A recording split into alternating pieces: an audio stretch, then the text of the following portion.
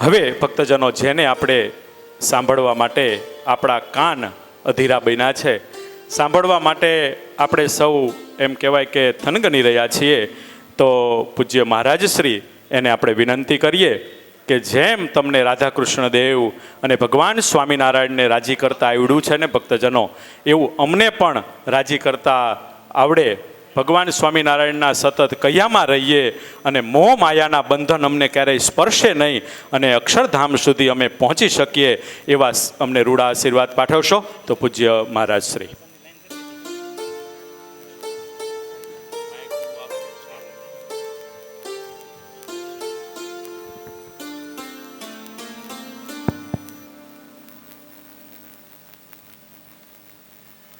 શ્રીવાસુદેવ વિમલામૃતધામ વાસમ નારાયણમ નરકતારણ નામધેયમ શ્યામમ સિતમ દ્વિભુજમેવ ચતુર્ભુજમ ચ ત્વં ભક્તિ ધર્મ તનયમ શરણમ પ્રપદ્યે. પરમ કૃપાળુ ઈષ્ટદેવ પરમાત્મા ભગવાન સ્વામિનારાયણના દિવ્ય ચરણાંકિત ભૂમિમાં આમ જોવા જાઓ તો જે જગ્યાએ મહારાજે વઢવાણ પધાર્યા અને મંદિર બનાવવાનો સંકલ્પ કર્યો એ દેરી પાછળની બાજુ છે. અને જે જગ્યાએ મહારાજ આ ભોગાવા નદી ઉપર પૂર ઉપર ચાલીને આવ્યા એ હનુમાનજીનું મંદિર બિલકુલ આપણી આંખ સમક્ષ છે. જ્યાં મહારાજે અહીંયા દૂધ પીધું અને મહાદેવજીનું પૂજન કર્યું, એક શ્યામશંકર મહાદેવ કદાચ અહીંયાથી આ બધું ધજા દેખાય ને, આ બિલ્ડિંગની બિલકુલ પાછળ, ન્યાલકરણની પાછળ આવેલું છે. પાછળ સમગ્ર આચાર્ય પરંપરા છે ને આગળ બાપાનો ઓટો છે. આપણે બધી બાજુથી રક્ષિત છીએ અત્યારે, આજે વાંધો આવે એવું નથી. આવા દિવ્ય સાનિધ્યમાં વાલા નિરંમુક્ત સ્વામી, અમારા વઢવાણ મંદિરના મહંત બાલમુકુંદ સ્વામી, વાલા હરિજીવન સ્વામી, હરિનારાયણ સ્વામી જો હમણાં ગયા પાછા, અને હરિદાસ સ્વામી, પાર્ષદવર્ય પોપટ ભગત, અગ્રગણ્ય સર્વે ભક્તો, વાલા ભક્તો, આમ તો ઘણા બધા નાના નાના મુદ્દાઓ છે. આ બધા બોલતા જતા હતા, મને એમ લાગ્યું કે મારે આ બોલવું જોઈએ, એને મેં ટાંકા તો છે પણ હું નથી લાગતો કે આમાંથી કંઈ આવશે.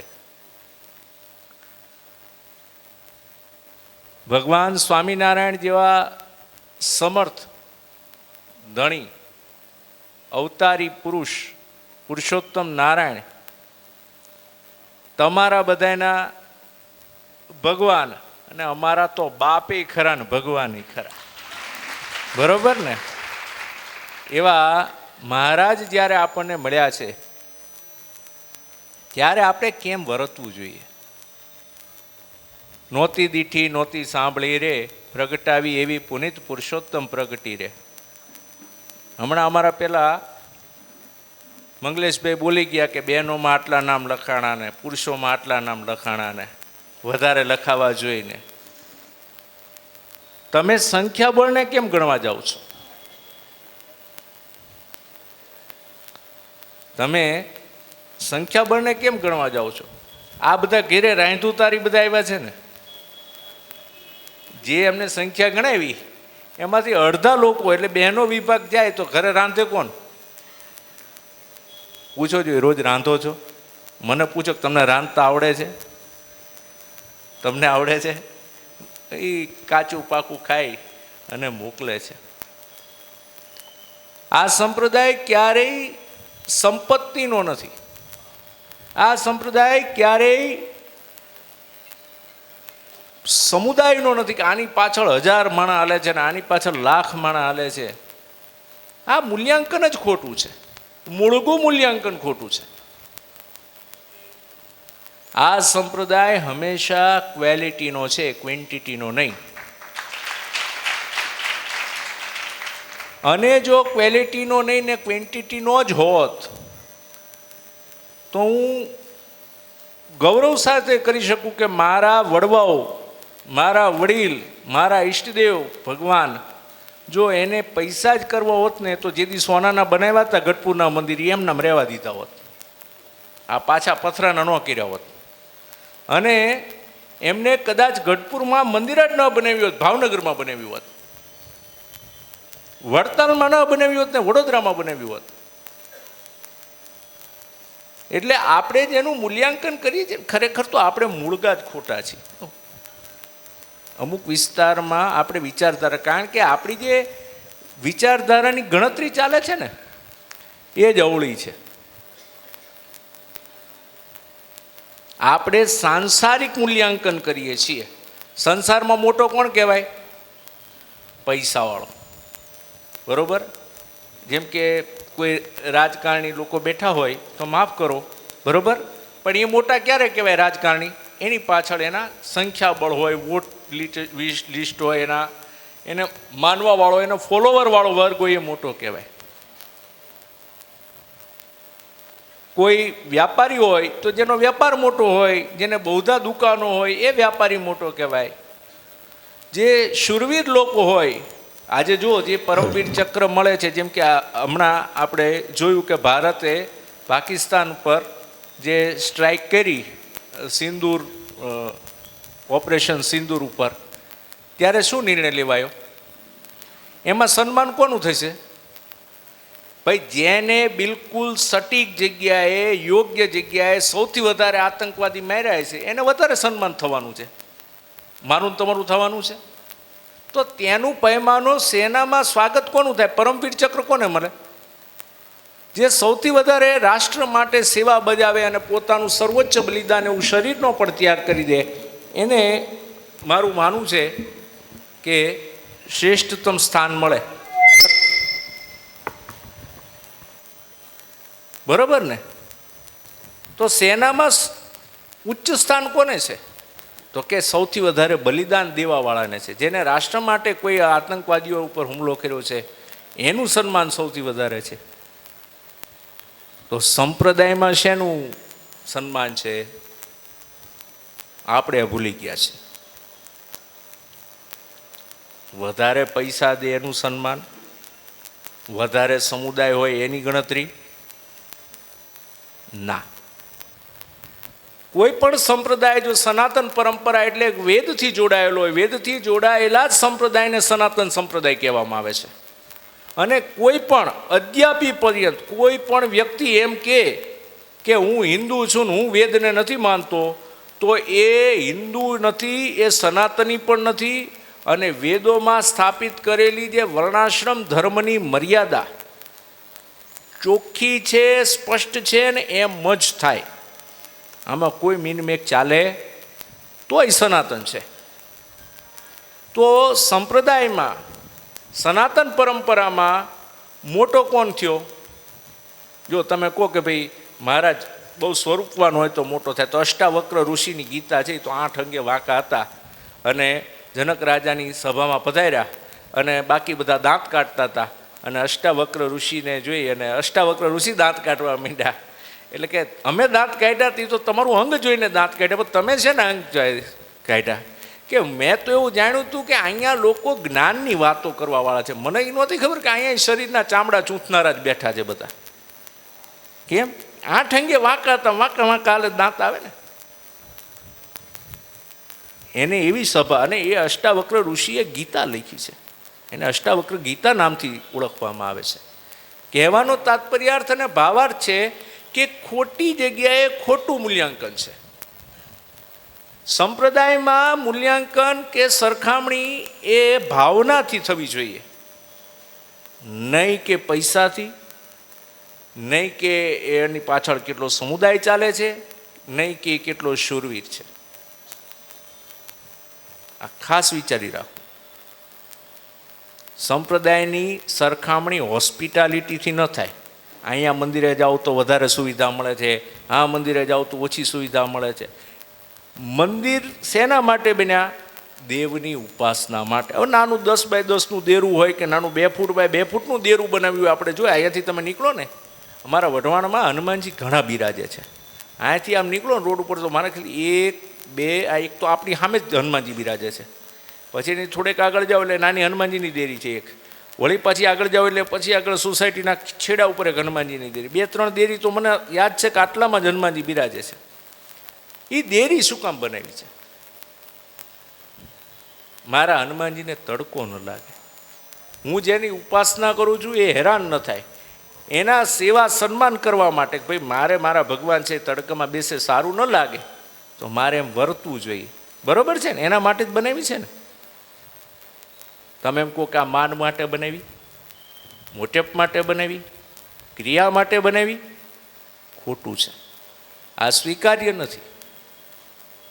માટે અમેરિકામાં જઈ અને જેને રોકડા રૂપિયાથી વેપાર કરવો હોય, ભારતીય રૂપિયાથી તો થાય, એમ મંદિરમાં સમુદાય કે પૈસાનું ચલણ નથી, મંદિરોમાં ભાવનાનું ચલણ છે.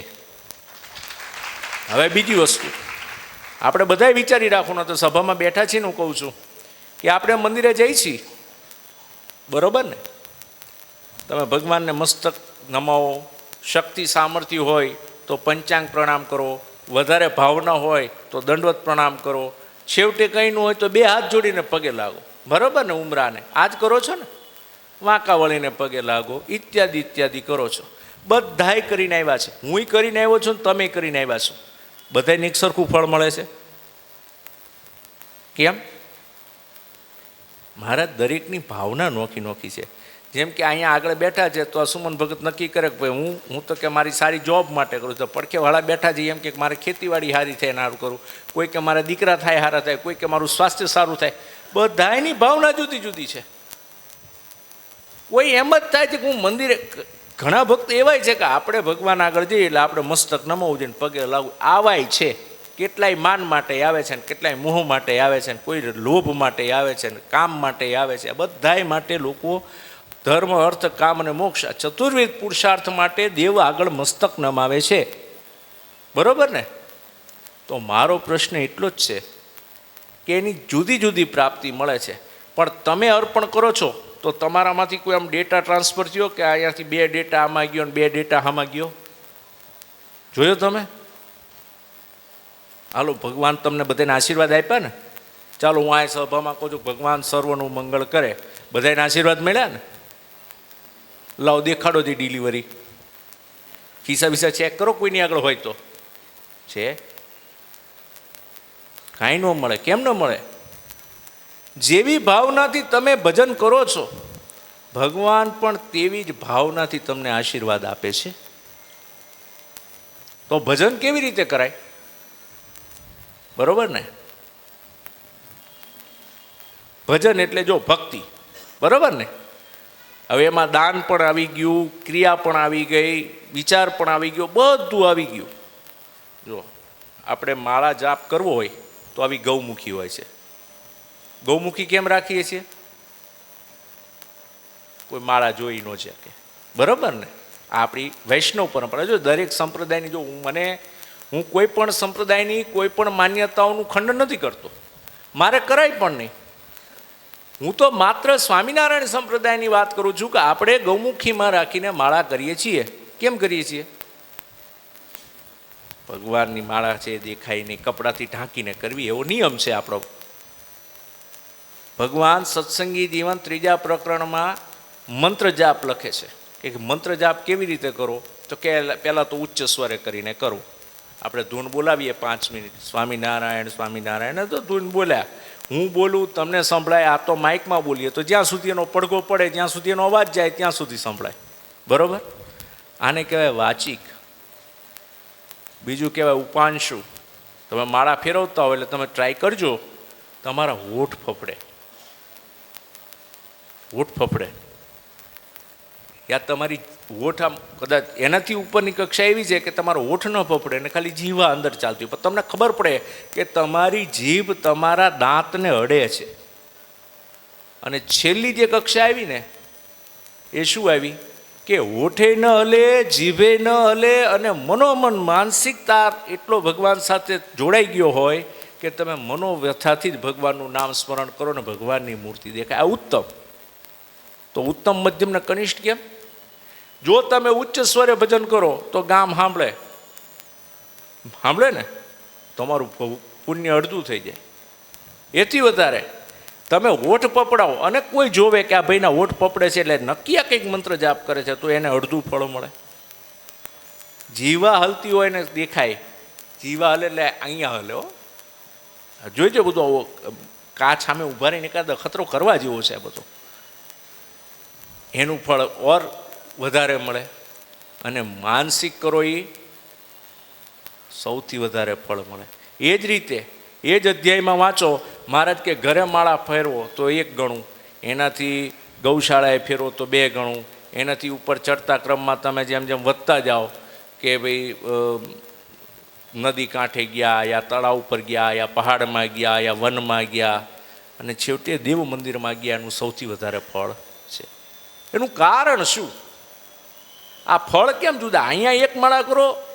હવે તમે વિચારો કે આપણા જૂના જે ગામડાના ઘર હતા, મને જ્યાં સુધી હું ગાદીએ બેઠો ત્યારે મને યાદ છે કે આમ ગામડામાં ઘરમાં જાઓ ને, ગામડામાં એટલે 2 રૂમ હોય, આગળ નાનો ફળિયા જેવું ઓસરી હોય, એની આગળ ફળિયું હોય, આ બાજુ લેફ્ટ સાઈડમાં કે રાઈટ સાઈડમાં રસોડું હોય, બરાબર ને? એની આગળ સંડાસ બાથરૂમનો ભાગ હોય. થોડે ખામે ઓલું ઢાળિયું નાખ્યું હોય ને, અહીંયા ગાયો ને ભેંસો બાંધી હોય છે. આવું જ ચિત્રણ છે ને તમારે. હું તો આવું જ જોયું છે મેં, બરાબર? હવે ત્યાં જાઓ, એક ઘરમાં બેહીને ફેરવો તો 1 ગણું, અને એ ગૌશાળાએ ફેરવો તો વધારે કેમ?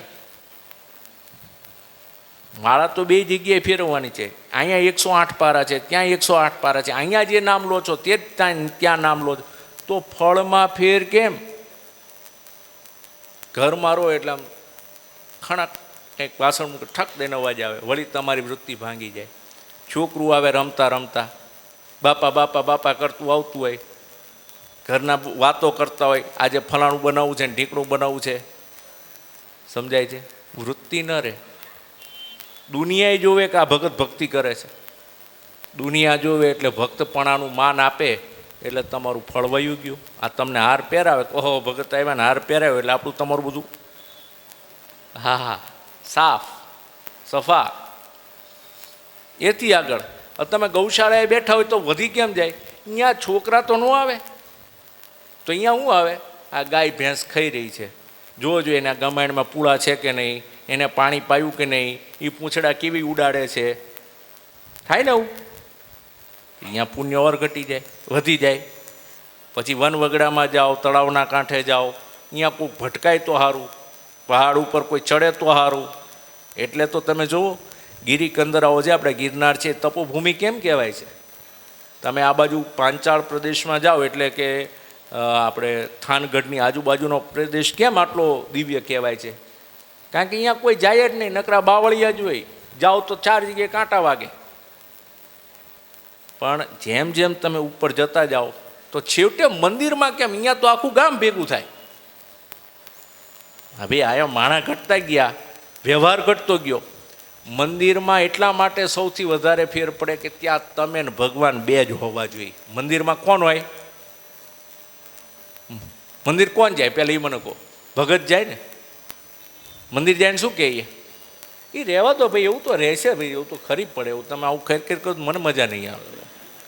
હા આમ ખેંચ ખેંચ કરે તો અલગ લાગે છે. હવે સમજ્યા? મંદિરમાં જાઓ તો 2 જ વસ્તુ હોય, એક ભક્ત હોય ને એક ભગવાન હોય. તો અહીંયા નથી રમેશ, નથી મહેશ, નથી મગન, નથી છગન, નથી કોઈ નથી. હું જીવાત્મા, મારી સામે મારા પરમાત્મા. ત્યાં સૌથી વધારે ફળ છે. તો તમારે વિચારવું જોઈએ કે આપણે દાનશીલતા કે ભક્તિ યા જે કોઈ કાર્ય કરીએ એ દુનિયાને દેખાડવા માટે ન કરવું જોઈએ. હું અત્યારે હાથ ઊંચો કરું કે 200 વર્ષનો ઉત્સવ આવે છે શિક્ષાપત્રીમાં, કોને કોને ઉજવવો છે? એટલે બધા હાથ ઊંચો કરશે, હું તો પહેલો જ કરીશ. કોને કોને ઉજવવો છે? હાથ ઊંચો કરવો જોઈએ.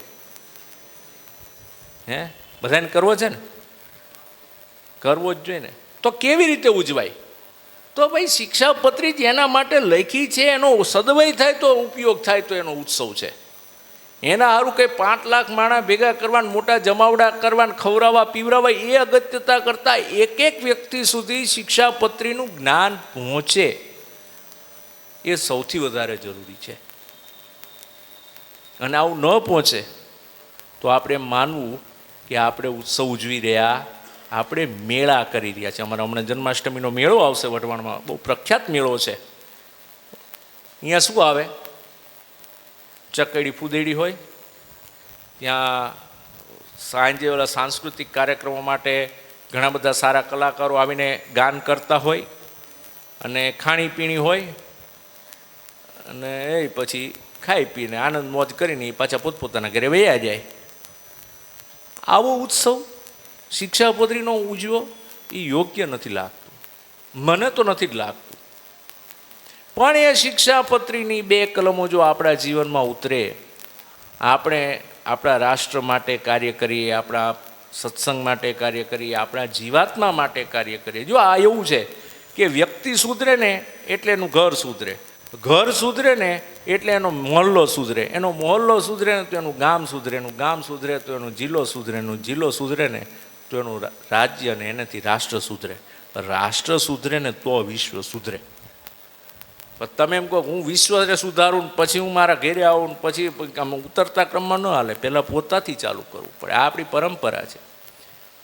એટલે હું તમને બધાને ખાસ કહું છું, વિનંતી કરીને કહું છું કે સત્સંગમાં આવ્યા પછી કોઈએ પણ ભક્તિ પરંપરામાં દોષ થાય એવા કાર્ય કરવા નહીં.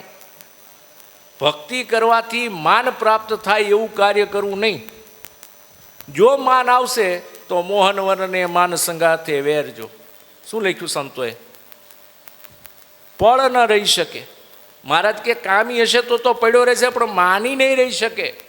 અને આજે જેટલા જાય છે ને માને કરીને જ ગયા છે. તમે સંભાળી રાખજો, તમે હિસાબ કિતાબ જોવો. અને હું એનું ધાર્યું ન થયું એટલે વયો ગયો. બરાબર ને? આ મારું વાક્ય નથી, આ સત્સંગની પ્રણાલિકા છે. આ દિવાલ, જો આ દિવાલ દેખાય છે ને, આ દિવાલ, અને આ દિવાલથી બહાર નીકળો ને એટલે મ્યુનિસિપલ કોર્પોરેશનનો, ગવર્મેન્ટનો રોડ આવે. એના પછી પાછી આપણી સંપત્તિ છે. એટલે આપણું આપણે ન્યાલકરણ વિદ્યા મંદિર છે, સામે જ દેખાય છે. અહીંયા અને ઓલી દિવાલ વચ્ચે જે રોડ છે ને, ત્યાં હું નથી માનતો કે આપણે કોઈને ધર્મ શીખવાડી શકીએ. કોઈ કે મારે નથી પાળવું. હા, ભારતમાં સ્વતંત્ર ધર્મ પાળવાની છૂટ છે ને, જેમ મન ફાવે એમ વર્તી શકે એમ છે. પણ આ દિવાલની અંદર તો સ્વામિનારાયણનો જ હુકમ ચાલવો જોઈએ.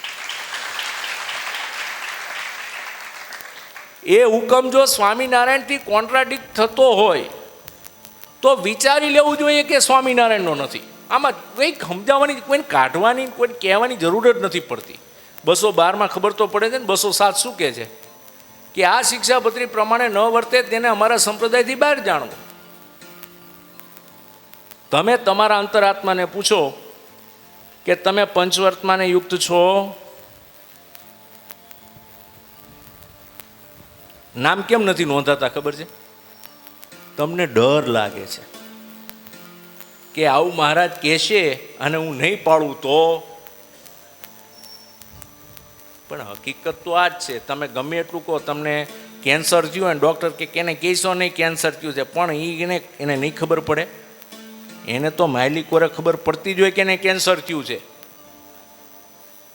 અમારે એક હતું એવું, તો મને કે મારે જ એમને કીધું નથી કે એને કેન્સર છે.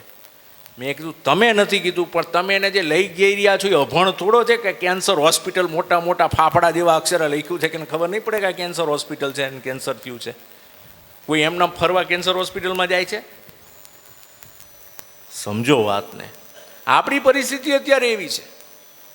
આપણે છે ને ઓલા શુતુરમુર્ગની જેમ માથું જમીનમાં દાટી દીધું ને ઉપર રેત વાળી દીધી કે હવે આપણને કંઈ નહીં થાય. આખું મોટું શરીર બહાર છે.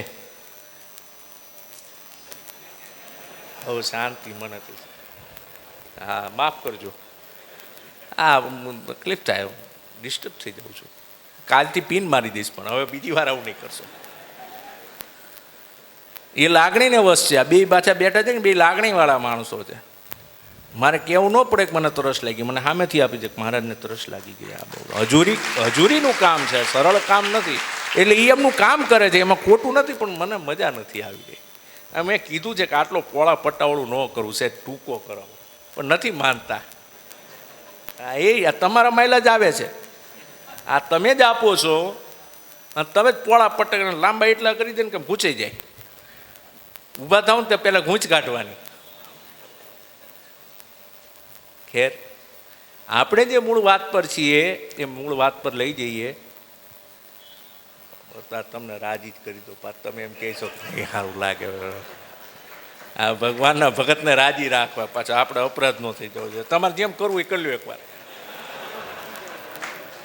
પછી નીકળી જ જાય ને, આવડો પટ્ટો તો કેવડો મોટો છે. કહેવાનો તાત્પર્યાર્થ અને ભાવાર્થ એવો છે કે આપણે સંપ્રદાયમાં ભગવાનની આજ્ઞાને મુખ્ય કરીને ચાલવી જોઈએ. હું હોય તો મારે, અને માનો કે કોઈ ભૂલ થઈ ગઈ હોય ને તો છડે ચોક બોલીને પાછું વળી જવું જોઈએ. આમાં કંઈ નાના બાપના ન થઈ ગઈ ભૂલ, હું કરી લઈશો. ભૂલ થઈ ગઈ હોય તો કબૂલ કરો કે મારાથી ભૂલ થઈ છે, એનું પ્રાયશ્ચિત કરો એટલે પૂરું થઈ ગયું. પણ તમે ભૂલના ઉપર પોતાનો અહંકાર લાવો, હું માફી કેવી રીતે માગું, હું કેવી રીતે, અરે ભાઈ એમ નો હાલે. મોક્ષનું સાધન બગડી જાય. કોઈ વાર કોઈ નવો ખેતી કરવા ગયો હોય એને ઓલામ ચા પાડે ને સેજ ચા આડો ઉતરે તો શું કરે? એટલું બગડી ગયું તો એ બગડવા દે, પછી બીજી વાર તો એ હરખી સીધી લીટી જ કરે. કેમ સીધી લીટી કરે છે? ભાઈ એટલું બગડી ગયું, પણ હવે આખું ખેતર થોડું બગડે એના લીધે? બગાડાય? આપણે એવા છીએ, પોતાની ભૂલને કબૂલ નથી કરી શકતા. ગુરુ અને શિષ્યનો નાતો, હમણાં લાલજીમાં બોલ્યા કે આરુણીને ભાઈ ઔધ્વધૌમ્ય ઋષિ, બરોબર ને, આયુધૌમ્ય ઋષિ, બરોબર ને, એમને આ કર્યું. શું શીખ્યા? કે ગુરુએ કીધું કે આટલું કરવું, પાળો તૂટી ગયો, પાણી ભરાણું તો પોતે હુઈ ગયા, બરોબર ને. હવે આયુધૌમ્ય છે ને તમારે સ્વામિનારાયણ છે, બે ફેર કેટલો છે? એને આયુધૌમ્ય મૂલ્યા અને એ આરુણી ઋષિ એના ઉપર સૂઈ ગયા તો એને આટલી સામર્થ્ય થઈ. તમને તો ભગવાન સ્વામિનારાયણ મળ્યા ગુરુ તરીકે. સહજાનંદ ગુરુ ભજે સદા. ભાઈ એની આજ્ઞા એટલે શિક્ષાપત્રી, એને પાળવાની વાત આવે. મહારાજ કે પોતાના દેહનો પણ ત્યાગ થઈ જાય. છોકરો ઠરી ગયો તો આરુણી ઋષિ, તમે વાંચો તો એ વરસાદ, હવા ચાલે, વાવાઝોડું, પાણી ભરાતું હોય, અહીંયા સૂઈ રહ્યા એટલે ઠરી ગયા. ને સવારે ગુરુ ગોતતા નીકળ્યા ત્યારે ખબર પડી કે ઓહો તબિયત ખરાબ થઈ ગઈ છે. રાજી બહુ થયા. તો આપણે પોતાનું શારીરિક નુકસાન સત્સંગ માટે સહન કરી શકીએ? એને એમ નહીં કોઈ અહીંયા ઠરી જઈશ તો છત્રી લઈ આવું પછી હુઈશ. આપણે હોય શું કરી? શરીર મૂકી, એટલું પાણી હતું ને મહારાજ શ્રી કે ઊભું જ નહોતું રહેવાય એવું. આટલા બધા આખો સમુદાય લગ્નમાં ડુંગળી વાળું ખાતો તો એટલે હું ના પાડી કહું, હું ખાઈ લીધું મેં. મહારાજ આખો સંપ્રદાય તો આ ધર્મ નથી પાળતો તો આપણે શું કામ? અરે પણ લખીને ગયા છે, એ પાળે કે ન પાળેથી તમારો મોક્ષ ને કલ્યાણ થોડો બગડે છે. ફલાણો નથી કરતો એટલે આપણે નથી કરવું. અરે ભાઈ ફલાણાનું થઈ છે તો નહીં થાય, તમારું તમે કરો ને. આ જ આપણી સૌથી મોટી તકલીફ છે અત્યારે. સત્સંગી થયા પછી, અને આ કોઈ વઢવાની વાત નથી, આ એક સમજણની વાત છે. એમને ગુરુએ કીધું કે અહીંયા પાણી ન પડવું જોઈએ તો રહી ગયા. આજે એનું નામ કહે કે ભાઈ આ ભક્તમાં, બાળ ભક્તોમાં આરુણી એટલે બહુ સારા કહેવાય, ઉપમન્યુ સારા કહેવાય, ઉત્તંક સારા કહેવાય, વેદ સારા કહેવાય. બધા ઋષિઓ થઈ ગયા. મહાભારતના આદિ પર્વમાં જ આ બધી કથાઓ આવે છે, બરોબર ને. એ બધાના નામ એટલા માટે છે કે એમને એક સામાન્ય ઋષિ મળ્યા હતા અને તમને ભગવાન મળ્યા. એ હું તમ કારણે રે આવ્યો ધામ થકી તરી, એને તમારા હારું 212 બનાવ્યા. આ શ્લોક લો હું લખી દઉં, લીખામી સહજાનંદ સ્વામી. તોય તમે ન માનો, તોય તમને એમાં ગતકડા હું છે કે ના ના મહારાજ આમ હોય તો જ હાલે. ન ચાલે. આજે આપણે જોઈએ છીએ મહારાજે આપણને 8 શાસ્ત્ર બનાવી દીધા, બરોબર ને. કેટલાય નિયમ લીધા છે ચાતુર્માસમાં, કેટલાય નથી લીધા એ હાથ ઊંચો કરો. જો આજે હાથ ઊંચો કરે છે ને એ સાચા હરિભક્તો છે. આ હું હારું છું, કારણ કે એમનામાં એટલી હિંમત તો છે કે એ પોતાની ભૂલ પોતાના ગુરુ સમક્ષ કબૂલ કરી શકે છે. જેને નથી લીધા અને કબૂલ નથી કરી શકતા ને એ કપટી છે, એટલું યાદ રાખજો. હા કે છે આચાર્ય, અને મારાથી હાથ હંતાડવાનું, ડૉક્ટર આગળ જાઉં ના હું નપ્સ નહીં અડવાનું, આ નહીં અડવાનું, મને ઇન્જેક્શન નહીં મારો. અરે ભાઈ ઇન્જેક્શન માર્યા વગર થોડો તું હાજો થવાનો હતો? હે, બોટલ ચડાવવા પડે તો બોટલ ચડાવવા જ પડે. તમે તમારા ગુરુ સાથે તમે આરુણીનું ઉદાહરણ દો છો ને તાલીઓ ઘણી પાડો છો, પણ એના લાક્ષણિકતા શું? એની લાક્ષણિકતા એ કે મારા ગુરુ કેમ કરવું. હું કહું છું તમે મારું કીધું ન કરો, હું તો માઇક માણસ છું, પણ સ્વામિનારાયણનું કીધું તો કરો. એ તો માનવા જેવા છે ને, કે એમાંય ખોટ ખાટ છે તમારા દ્રષ્ટિએ. મહારાજ કે છે રાજા પૂર્ણાંગી હોય અને રાજાને એમ કે આ રાજા તો લૂલો છે ને આને તો બેરો છે ને આને કંઈ સંભળાતું નથી ને આ તો ગુંગો છે, આવું મહારાજ કે બોલે તો રાજાનો હુકમ પોતાના રાજમાં ન ચાલવા દે તો રાજનો દ્રોહી છે.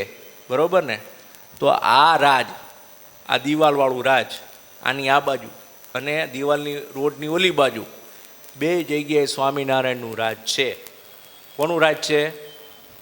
અને આ રાજમાં જો તમે સ્વામિનારાયણનું રાજ ન હાલવા દો, તમે ખરેખર તો કેવા કહેવાય, દેશદ્રોહી કહેવાય, ગુરુદ્રોહી છો, તમે ભગવત દ્રોહી છો.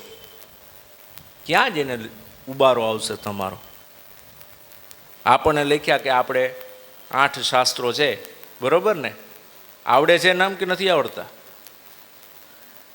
8માંથી એકે નિયમ લીધું? નિયમ લીધા? મહારાજ કહે છે આમ તો આખું ભાગવત વર્ષે એકવાર વાંચવું પડે, એકવાર ન વંચાય તો ચાતુર્માસમાં મહારાજ કે એ નહીં કરીએ, કે આમાં કાંઈ ઠેકાણા નહીં. 10મો સ્કંધ એકવાર વાંચો. કેટલા નિયમ લેશો આજથી 10મો સ્કંધ વાંચવાનો? જે ગામમાં મંદિરો હોય ચાતુર્માસ પર્યંત તમામ કથાઓ એક બાજુ મૂકીને એક ટાઈમ તો 10મો સ્કંધ જ વંચાવવો જોઈએ. આ આપણે સાંપ્રદાયિક પ્રણાલિકા છે. કેટલા પાળો છો? મેં ગઈકાલની રાતની સભા હતી, ઘણા હાજર હતા, ઘણામાં હશે ખરા ને ઘણા સેવામાં હશે અત્યારે, બરોબર? ગઈકાલે રાતની સભામાં કહ્યું હતું શું કે પાયો અહીંયા ખોદ્યો હોય, નકશો અહીંયા બન્યો હોય, તમે દિવાલ સામે 2 ફૂટ આગી ચડો તો એ બિલ્ડિંગ ક્યાંથી ટકવાની હતી?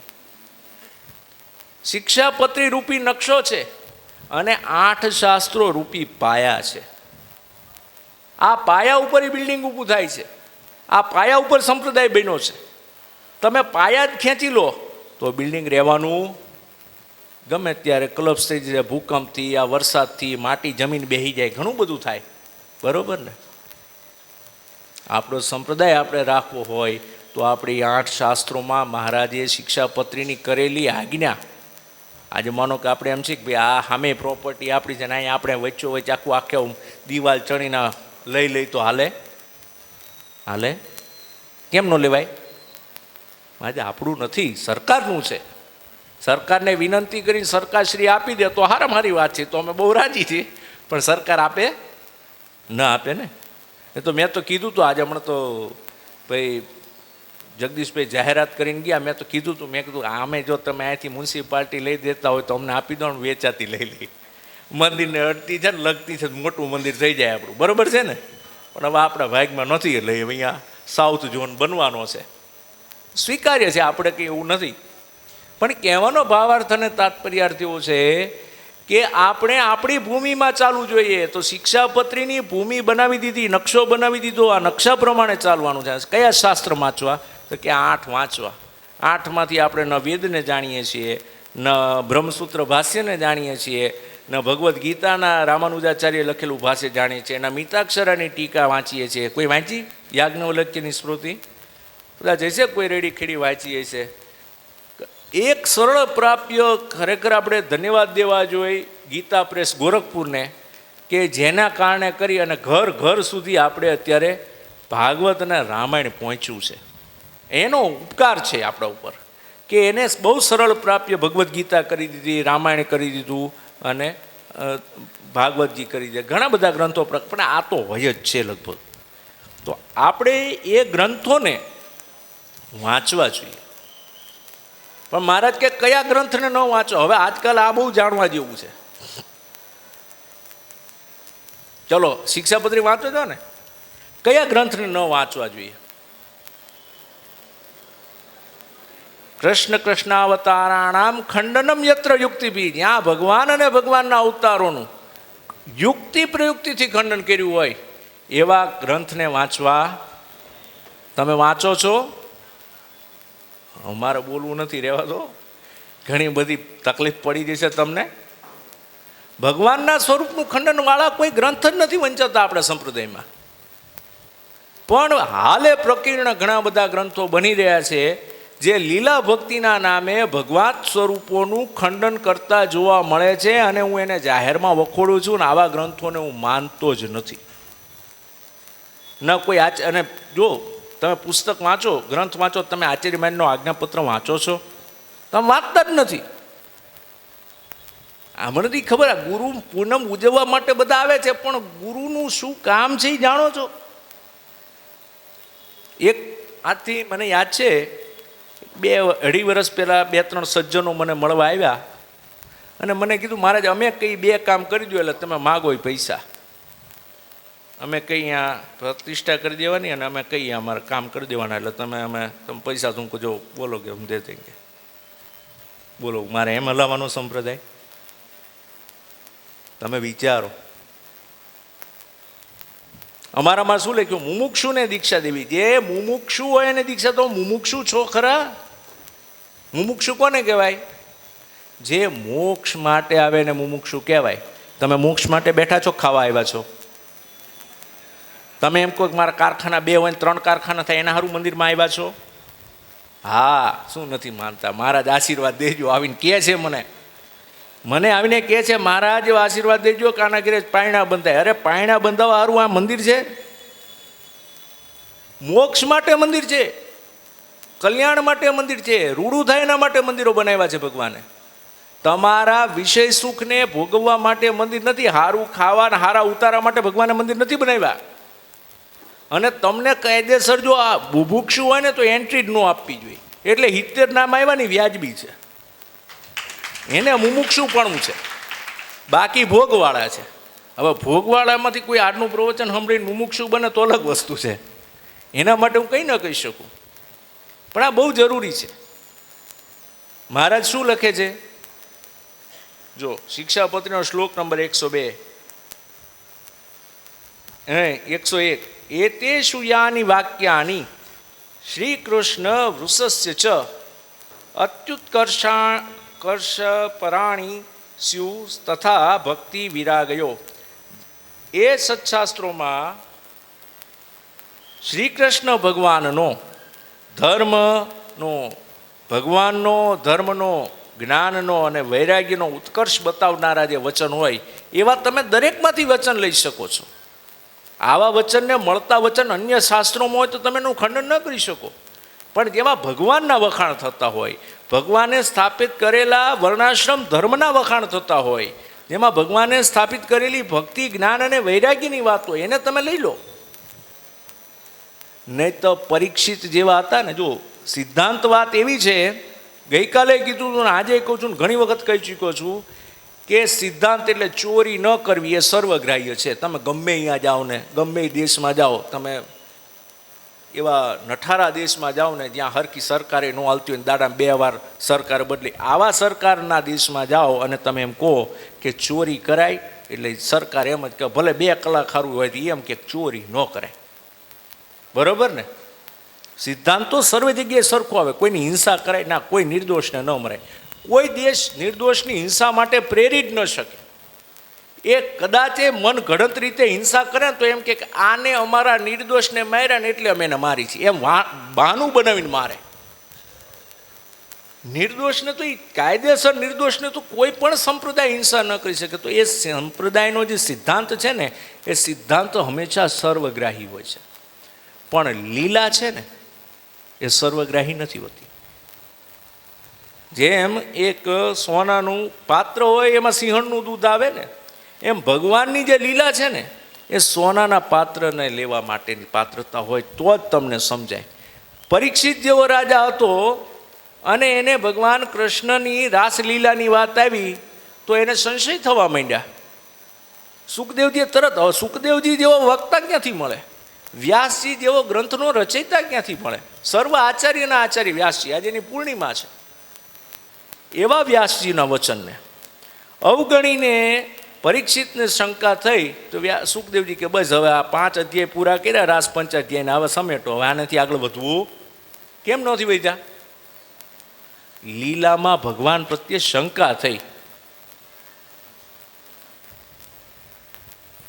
તમને કેટલી શંકા થાય છે? આ શિક્ષાપત્રીમાંથી કેટલી શંકા થાય છે? સાચું બોલજો. ઓલામાં તો વ્યાસજીએ લખ્યું છે, ભગવાન કૃષ્ણની લીલા છે, અને આમાં તો લેખામી સહજાનંદ સ્વામી, હું સ્વયં સહજાનંદ સ્વામી લખું છું. હમણાં વાત થઈ રામાનંદ સ્વામી. ઘણાને એમ થાય કે મહારાજ રામાનંદ સ્વામી તો ત્યાગી હતા.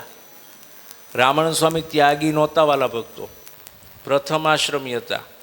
આ સંપ્રદાયમાં પ્રથમથી જેટલા આચાર્યો થયા, ઉદ્ધવજીને દ્વારિકામાં જ્ઞાન દીધાથી પર્યંત, અધ્યાપી પર્યંત જેટલા પણ આચાર્ય છે એ બધા પ્રવૃત્તિ માર્ગવાળા આચાર્યો થયા. શિક્ષાપત્રીનો શ્લોક વાંચી દેજો. પહેલાં આચાર્ય મહારાજ, પછી મુકુંદાનંદાદી બ્રહ્મચારી, પછી મયારામ ભટ્ટાદી ગ્રસ્ત, પછી સધવા વિધવાબાઈ, પછી સાધુ. 2 પરંપરા કરી. આગળના જે 4 આપ્યા એ પ્રવૃત્તિ માર્ગવાળા આપ્યા. વાયલા આપ્યા એ કોણ આવ્યા? નિવૃત્તિ પરાયણ સાધુને કીધા. રામાનંદ સ્વામી પણ આ પ્રવૃત્તિ માર્ગ પરાયણ હતા. ત્યારે તો પાટલા રાખ્યા હતા અને લઈ ગયા ઓલા પૂતળીબાઈ. શું થયું? હવે કોને પૂતળીબાઈની કથા ખબર છે? ખબર છે ને? શું થયું તું? ઓલા જમપુરીમાં ડૂબકા ખાતા હતા ને, કોના લઈ ગયા હતા? રામાનંદ સ્વામીના. બરોબર ને? તમે ધર્મ તો કોનો ખાઈ જાઓ છો? કોનો? મારો? હવે રામાનંદ સ્વામીનો લઈ જાય ને આવી દિશા કરે. હાલો રામાનંદ સ્વામીનું કર્યું, એમને નહોતી ખબર પડી ને એમને લઈ લીધા. શું સ્વામિનારાયણને તમારી લીલા ખબર નથી? સ્વીકાર્ય થાય? કોઈ પણ ભગવાનના ધર્માદા તમે ચોખ્ખા ન કાઢો હાલે? આ જ વસ્તુ શીખવાની. એમ દરેક શાસ્ત્ર પણ નથી વાંચવાનું. આ ઉત્કર્ષને કીધા શાસ્ત્ર વાંચો, ત્યાં ખંડન થતું એ શાસ્ત્રને ન વાંચો, ભલે ગમે તેને લખ્યું હોય. હું એમ કહું છું, માધવેન્દ્ર પ્રસાદે સ્વયં વાક્ય લખ્યું હોય તો પણ માનવું નહીં. સ્વામિનારાયણ ભગવાનથી ઉપર સ્વામિનારાયણ સંપ્રદાયમાં કોઈ પણ તત્વ નથી. પછી તમે એને મૂળ અક્ષર કહેતા હોય કે ગમે તે કહેતા હોય, સ્વામિનારાયણ સંપ્રદાયનું સર્વોચ્ચ સ્થાન, સર્વોપરિતા એ ભગવાન સ્વામિનારાયણ પોતે જ છે. અને એને લખી શિક્ષાપત્રી એ દસ્તાવેજ છે. એને લખેલો દસ્તાવેજ જેમાં સહી સિક્કાવાળો છે, જે અધ્યાપી પર્યંત કોર્ટમાં પણ વપરાય છે, એ છે દેશ વિભાગનો લેખ. વિચારી રાખવું, આનાથી બહાર કોઈ ન ચાલી શકે. એફિડેવિટ છે, એને આપણે માનીએ છીએ. હું જોઉં છું કે ન મહારાજ આ તો દેશ વિભાગનો લેખ તો ખાલી આચાર્યો માટે છે. તો પોતપોતાના દેશના ગુરુ આગળ મંત્રોપદેશ કેમ કરાવ્યો? બરોબર ને? તમારા માટે શું આજ્ઞા કરી? તમારે તમારા દેશમાં ધર્માદાનો વરો થતો હોય તો આમાં ઘણા ભક્તો એવા હોય જેનો અડધો ધંધો, અમારા એક આ બાજુથી એક ભગત બેઠા છે, એનો આમ ધંધો તો અમદાવાદ જ છે, પણ એને નવી પ્રોપર્ટી લઈ અને વડતાલ દેશમાં એક શું કહેવાય કારખાનાનો શેડ લીધો છે. મને પૂછ્યું, મને કે મારા ધર્માદો ક્યાં દેવો જોઈએ? મને કે આ ધર્માદો છે ને એ મારા આ અમદાવાદનો છે, આ ધર્માદો છે એ વડોદરાનો છે. મેં કીધું વડોદરાવાળો ધર્માદો વડતાલ દેવો જોઈએ. એનામાં ભાગ તો સાધુમાં ભાગ નહીં. કોઈ બોલે નહીં એનો અર્થ એવો છે કે ખબર નથી પડતી. જે દેશના સાધુ હોય એને એ દેશમાં જ જઈને કાર્ય કરવું જોઈએ, આવું મારું ચોક્કસ માનવું છે. કેમ? ભગવાને સ્થાપિત પરંપરા કરેલી છે. પણ આજે હું તો આ બેઠેલા બધા હરિભક્તોને કહું છું, જો તમે પાછળ કુંજરી પ્રસાદજી મહારાજની ઓટાની મર્યાદા રાખતા હોય, આગળ રાધાકૃષ્ણ દેવ ઘનશ્યામ મહારાજમાં તમને વિશ્વાસ હોય, તો તમારે આ નિર્ણયને સ્પષ્ટતાથી માનવો પડે, કારણ કે કુંજવારી પ્રસાદજી મહારાજ દેશ વિભાગના લેખને આજ સુધી આગળ વધી નથી. અને એ ગયા છે, ના પૂર્વે ગયા છે, ના અધ્યાપી પર્યંત અમે ગયા છીએ. તમે જુઓ કે મને તમે વડતાલ દેશમાં નહીં જુઓ, કેમ નહીં જુઓ? આપણે ન જવાય. અને વડતાલ દેશની સાચી પરંપરા જો એ પણ અહીંયા ન આવે. આપણી પરંપરા છે. આપણે ભગવાનના દસ્તાવેજ ફેરવવા બેઠા છીએ. ભગવાનની લખેલી શિક્ષાપત્રી આપણે માનવી નથી. અને આપણે છાતી ઠોકીને કહીએ કે આપણે અક્ષરધામ જશું, કારણ કે મારી સર્વોપરિતાની નિષ્ઠા છે. અરે સર્વોપરી હોય તો તને સ્વામિનારાયણનો હરેક વાક્ય સર્વોપરી જ હોય. જો તમને સંપ્રદાયમાં રહ્યા થકા ભગવાન સ્વામિનારાયણના વાક્ય સર્વોપરી નથી સમજાતા તો તમે સત્સંગી જ નથી. તમે મોટા 5 કરોડનો ઉત્સવ ઉજવતા હોય, જો તમે ચોરી કરતા હોય જીએસટીની કે ઇન્કમ ટેક્સની, તો તમે સત્સંગી નથી. હા, યુ શુડ પે, પછી ધર્માદો કાઢો. એવું તો ન પતે. તો અહીંયા અક્ષરધામમાં પછી ન પતે. હા, એ તેમ જ હોય ને પહેલાં. આમાં અને જો આ તાળીઓ કોણ પાડે છે ખબર છે? જે લોકો ખેતીવાડી કરે છે, કારણ કે એ ચોખ્ખું કાઢી શકે છે. પણ જે વેપારી વર્ગ છે એ સૂનમૂન બેહી જાય છે. માલા હરિભક્તો, એમ અક્ષરધામ નહીં જવાય. તમારી જવાબદારી છે નિયમ બનાવો. હું તો કહું છું નાના નાના નિયમ બનાવો કે આજથી હું શિક્ષાપત્રીમાં લખ્યું કે હું રોડ ઉપર થૂંકીશ નહીં, હું રોડ ઉપર કે વૃક્ષ નીચે કે બગીચામાં ઝાડો પેશાબ કરીશ નહીં, હું રાષ્ટ્રની ચોરી કરીશ નહીં, હું ધણિયાતાના પૂછ્યા વગર ફૂલ તોડીશ નહીં, પછી ગૌચરની જમીન વાળીશ નહીં. આવે ને બધું? કોઈ વાળી છે કે નહીં આમાંથી? હવે વાળી હોય તો પાછી દઈ દેજો ભાઈઓ. હા, આ બધું મૂકવું પડે. જીવ પ્રાણી માત્રની હિંસા કરીશ નહીં. કઠણ છે, પણ અક્ષરધામ જવાનો આ જ માર્ગ છે. એમ તો બધાય ન થઈ જાય. તો પછી મને એમ લાગે આયા જ આખું વિમાન જ બનાવવું પડે આવડું. મારા ચાલો આ બધાને લઈને જવાના. એમ ન થાય. વિમાનમાં એક સિંગલ સીટ જ આવે. કોની કેટલી સીટ આવે? ઘણીવાર એવું ઉદાહરણ આવ્યું છે કે ભગવાનના ભક્તે કીધું હોય કે ભાઈ તમે મને લઈ જજો, કે હું તો હવે જઉં છું, મહારાજ મને લે, પણ મને કે હું તને 15 દી પછી આવીને લઈ જઈશ. પણ એ સિંગલ સીટમાં એક જ જાય. એટલે તમારે વિચારી રાખવાનું, માતાના ઉદરમાં જેમ એકલા આવ્યા છો તેમ અક્ષરધામ પણ એકલા જ જવાનું છે. ન તમારા દીકરા આવશે, ન તમારા બાપા આવશે, ન તમારી બા આવશે, ન તમારી પત્ની, ન પુત્ર. તમારે જાતે જવાનું છે. મહારાજ મારો દીકરો નથી માનતો તો એ એના ભાગના નો ધર્માદુ કાઢે, એ એના ભાગની ભક્તિ ન કરે, એ એના ભાગનું ભાગવત ન વાંચે, એ એના ભાગના ગુરુ મંત્રના પાઠ ન કરે, એ એની મરજી છે. તમે તો તમારા ભાગનું કરો. થાય કે ન થાય? આટલું જ શીખવાનું છે. ગુરુ પૂનમની આટલી જ શીખ છે કે સર્વ ધર્માન પરિત્યજ્ય મામેકમ શરણમ વ્રજ. મહારાજ કે બધું મૂકી દે. આ ધર્મ કે આમ ભૈયુંને મરાય, ના ન મરાય. અરે હું કહું છું મરાય. બરોબર ને? આપણે બધા કર્ણના ગુણગાન ગઈ છે, હમણાં જ મેં ક્યાંક કીધું હતું. બરોબર? તો કોઈ જગ્યાએ તમે કૃષ્ણ અરે કર્ણની મૂર્તિ જોઈ? હાલો, આપણામાં તો નથી.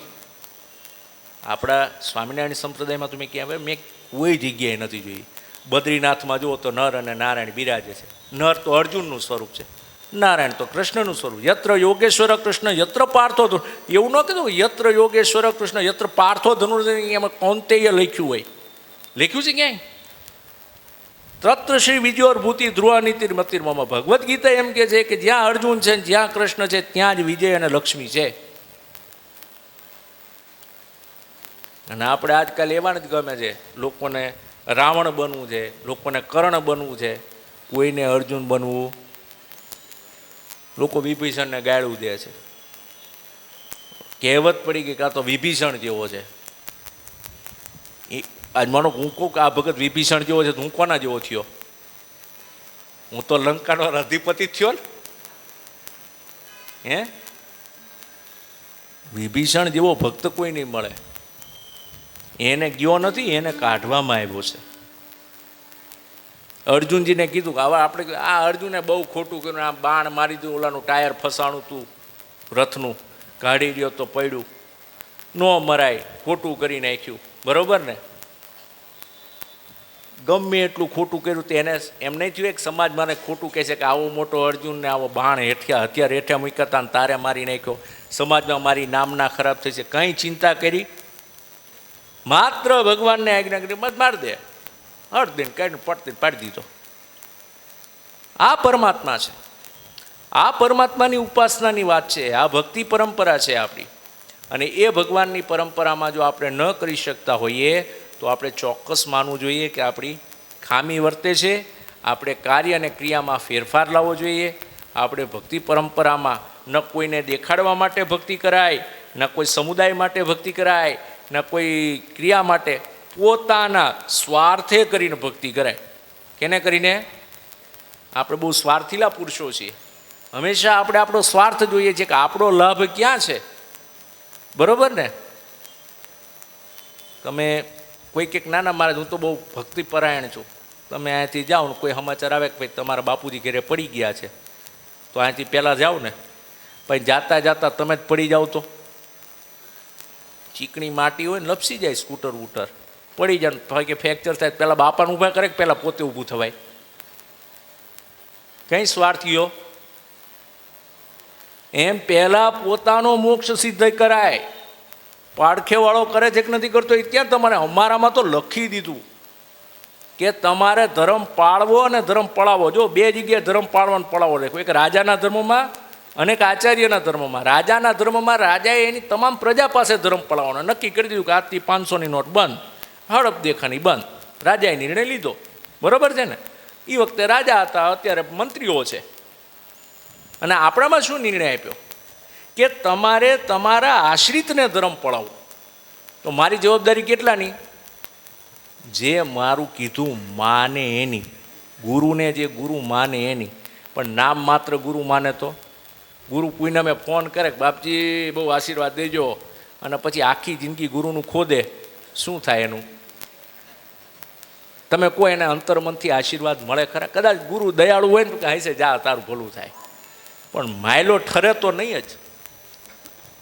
અને જો તમારે સ્વામિનારાયણ સંપ્રદાયની મૂળ આચાર્ય પરંપરાને જો ઠંડક પહોંચાડવી હોય તો તમારે એનો એકમાત્ર ઉપાય છે શિક્ષાપત્રીનું અહોનિશ પાલન. આ સિવાય કોઈ જ રસ્તો નથી સ્વામિનારાયણ સંપ્રદાયમાં. અન્ય સંપ્રદાય માટે કોઈ નિયમ નથી બાધ્ય ગણતો. પણ જો તમે પોતાની જાતને સ્વામિનારાયણ, અને છતાં પણ જો તમે ન પાળી શકો તો તમારે જાતે જ એમ સમજવું જોઈએ કે આપણું કલ્યાણ નથી. હા, કોઈને કહેવાની જરૂર નથી, પણ આજ્ઞાનું પાલન થશે તો જ મહારાજનો રાજીપો મળશે. અને તમે, હું કોઈને તમને આ કઠોર વચન કહું છું તો તમને એવું લાગે છે કે આ બધાને સારું લાગશે? આ જેટલા મોટા શેઠિયા બેઠા છે અને મેં કીધું કે તમારે ઇન્કમ ટેક્સ ચૂકવવો જોઈએ, તેને ગમે? ન ગમે ને? એ મહારાજ આવું શું બોલતા છે, આવું ન બોલવું જોઈએ, માંડ બિચારા દેતા હોય ને તમે ના પાડી દો ને. હમણાં કહેશે જ આફ્ટર હાફ એન અવર કોઈને કોઈ મને કહેશે કે મહારાજ આવું ન બોલાય તમારે. હું માનું છું ન બોલાય, પણ આ મંદિર નથી માનના પોષણ માટે બન્યું. તું શું કરું? કોઈ પણ મંદિર માનના પોષણ માટે બન્યું જ નથી. જે મંદિર બને છે એ ભાગવત ધર્મના અને વર્ણાશ્રમ ધર્મના સ્થાપન માટે બનેલા છે, દેવ સેવા માટે બનેલા છે. એટલે હું તમને પુનઃ કહું છું કે ભગવાનને રાજી કરવાનો સરળ ઉપાય ભગવાન તમારો. તમે કોક મહારાજ અમે આવ્યા છીએ, અમને હાર ન, એમ કે અમારા ખેતી વિશ્વ હિન્દુ પરિષદવાળા જ છે ને તમે? હા, બરાબર. હવે તમે હાર પહેરાવા આવો અને હું તમને હાર ન પહેરાવા દઉં તો તમને ગમે નહીં ને? અમે વાંઢવાણ ગયા હતા અને અમને હાર ન પહેરાવા દીધો, અને હું તમને હાર પહેરાવા દઉં, તમને ખખડીને વખાણ કરું, તમને ગમે ને? ગમે ને? ગમે જ ભઈલા, કેમ ન ગમે? હે, કેમ? તમારા ગમતું કરું તો તમને ગમે, તમારું ગમતું ન કરું તો તમને અબજા આવે, તમને અવગુણ આવે. સ્વામિનારાયણને ગમતું કરો તો સ્વામિનારાયણને ગમે. તમને ગમતું કરો અને સ્વામિનારાયણને ગમે એવું ન હોય. તમને રીંગણા ભાવતા હોય ને હું ભીંડો બનાવીને મૂકું તો કે હે ક્યાં રીંગણા બનાવ્યા હોત તો મજા આવત. તમારે લાડુ ખાવા હોય ને મોહનથાળ આપું તો હોય તમને ન ગમે. બેયમાં પેટ ભરાય છે, લાડુમાંય ભરાય છે ને મોહનથાળમાંય ભરાય છે. પણ મજા ક્યારે આવે? મનગમતી વસ્તુ મનનું ધાર્યું એ થાય એમ. તો આ સંપ્રદાયમાં કોનું ધાર્યું થાય? પુરુષોત્તમ નારાયણ ભગવાન સ્વામિનારાયણનું ધાર્યું થાય. પછી એ કે કામ કરો એટલે કરો. આ ગુરુ શીખ. આનાથી વધારે હવે મારે કંઈ કહેવાનું રહેતું નથી. કેટલા વાગે? ઓહો, 10 મિનિટ ઉપર વયા ગયા અમે. માફ કરજો. કદાચ ભક્તો બધા એનું ખૂબ ભગવાન મંગળ કરે. ભગવાનને પ્રાર્થના કરજો હવે થોડું વરસાદમાં મેર કરે. ઘણું બધું થઈ ગયો અને બધાય પાછા બીજ વાવ્યા હોય પાછા અંકુરિત થઈ અને બારે નીકળે. જે ભક્તો સર્વનું મંગળ થાય. હા, ચોક્કસ કહું છું, આ શિબિર કરતાં પણ એકાંતિકવાળી શિબિર વધારે જરૂરી છે. કારણ કે તમે ભૂખાઈ રહો છો, ધર્મે પાળો છો અને તમે એનો લાભ નથી લેતા. ઇન્વેસ્ટમેન્ટ કરો તો રિબેટ મળવું છે ને, કંઈક પાછું આવવું છે ને. 5 લાખ રૂપિયા વ્યાજ મૂક્યા તો વ્યાજના 5 લાખના 5,000 આવવા જોઈએ ને વર્ષે દાડે. મળે જ નહીં તો અત્યારે આપણે શું કરી છીએ? 5 લાખ મૂક્યા ને દર વર્ષે આપણે 5,90,000 કરી છીએ. 5 ના 51 થવા જોઈએ. સમજાય છે? એ સમજવા માટે એકાંતિક ભક્તોની શિબિર છે. એકાંતિક ભક્તો જે કોઈ જનોઈધારી હોય અને જેને જનોઈ લેવાની હોય એ લોકોએ અચૂક આ શિબિર એટેન્ડ કરવાની છે. અને જો આમાં નહીં આવો ને તો અમે માનશું કે હા, તમારે મરણનું સૂતક આવે, જન્મનું સૂતક આવે, કોઈ એવી વિપદા આવે તો અલગ વસ્તુ છે. પણ જો કોઈ વિપદા ન હોય તો મારે 3 દિવસ એકાંતિક ઉપર એટલા માટે આગ્રહ રાખી શકું કારણ કે હું એને સામાન્ય હરિભગત કરતાં થોડાક ઊંચા જાણું છું. બરાબર ને? તો આવા ભક્તોએ 3 દિવસ અચૂક હાજરી આપવી. બસ ભગવાન સર્વનું મંગળ કરે. મંગળ કામના સાથે મારા વક્તવ્યને વિરમું છું. સહજાનંદ સ્વામી મહારાજ.